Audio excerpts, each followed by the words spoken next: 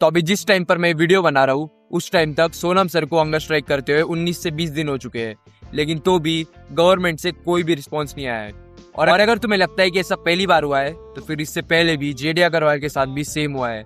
वो भी hunger strike के ऊपर बैठे, लेकिन गवर्नमेंट का कोई भी रिस्पॉन्स नहीं आया और फिर एंड में 111 दिन के बाद उनकी जान चली गई। और फिर उसके बाद मंत्री जी ने कुछ ये ट्वीट किया और अभी गवर्नमेंट सोनम वांगचुक के साथ कोई बात करने की जगह पे, कोई उन्हें रिस्पॉन्स देने की जगह पे उन्हें एंटी नेशनल बोल रही है, उन्हें फेक साइंटिस्ट बोल रही है।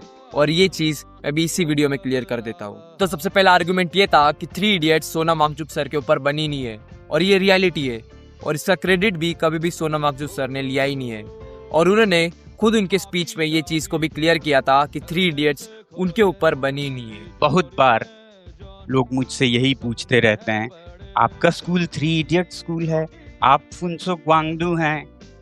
मैं कहना चाहता हूं जी नहीं, मैं फुनसुक वांगडू नहीं, मैं सोनम वांगचुक हूं और मैं ख्वाबों में, फिल्मों में नहीं, जीवन में कुछ काम करता हूं। एंड रही बात पेटेंट्स की, तो फिर उनके पास 0 पेटेंट्स है।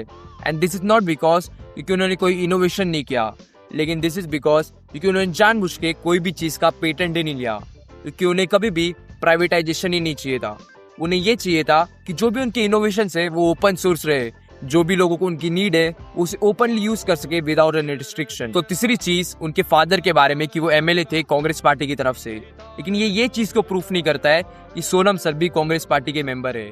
और अगर ये लॉजिक सही हुआ तो फिर बीजेपी में भी बहुत सारे अलग अलग पार्टीज के मेंबर्स है, तो फिर उनका क्या होगा। एंड अगर सच में सोनम सर एक चाइना एजेंट है, एंटी नेशनल है, तो फिर जो भी उन्होंने आर्मी के लिए किया है, जो भी उन्होंने टेंट्स बनाए, वो सारे टेंट्स को उड़ा दो, क्योंकि शायद उनमें भी बॉम्ब होगा और वो बॉम्ब अभी फट जाए। तो फिर एंड में बस यही बोलूंगा कि ऐसे एजुकेशन सिस्टम में रह के कोई फायदा नहीं है।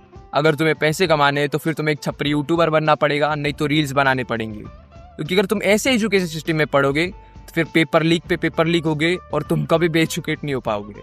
और इस पर तुम क्या सोचते हो ये कमेंट बॉक्स में जरूर बताना। एंड चैनल को फॉलो कर लो फॉर मोर पावरफुल शॉर्ट्स।